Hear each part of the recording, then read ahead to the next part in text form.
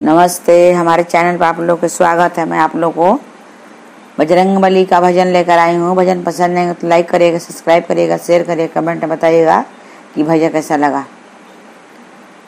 हो मंगर के दिनवा, हो शनिचर दिनवा, हो मंगर के दिनवा, हो शनिचर दिनवा, हनुमत अइहा मोरे आंगनवा। मंगर के दिनवा हनुमत अइहा मोरे आंगनवा, मंगर के दिनवा।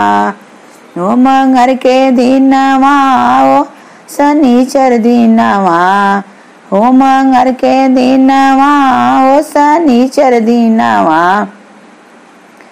हनुमत अइहा मोरे आंगनवा, शनिचर दिनवा। सोने सुराही गंगा जल पानी, सोने सुराही गंगा जल पानी, हनुमत चरण पखारबो मंगर के दिनवा, हनुमत चरण पखारबो मंगर के दिनवा, हनुमत अइहा मोरे आंगनवा, मंगर के दिनवा, हनुमत अइहा मोरे आंगनवा, मंगर के दिनवा।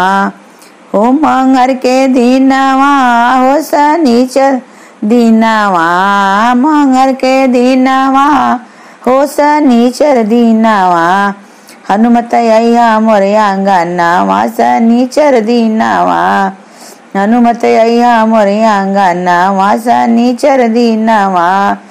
सोने सिंहासन रतन जड़ावल, सोने सिंहासन रतन जड़ावल, हनुमत आसन लगाइबो मंगर के दिनवा, हनुमत आसन लगाइबो मंगर के दिनवा, हनुमत अइहा मोरे आंगनवा, मंगर के दिनवा, हनुमत अइहा मोरे आंगनवा, मंगर के दिनवा।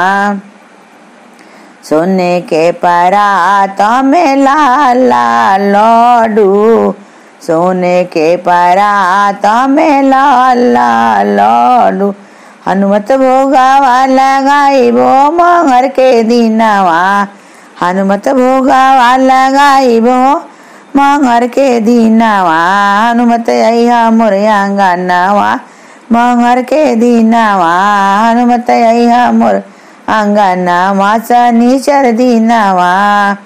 कंचन थाली कपूर के बाती, कंचन थाली कपूर के बाती, कपूर के बाती, कपूर के बाती, हनुमत आरती उतारबो मंगर के दिनवा, हनुमत आरती उतारबो मंगर के दिनवा, हनुमत अइहा मोरे आंगनवा, मंगर के दिनवा।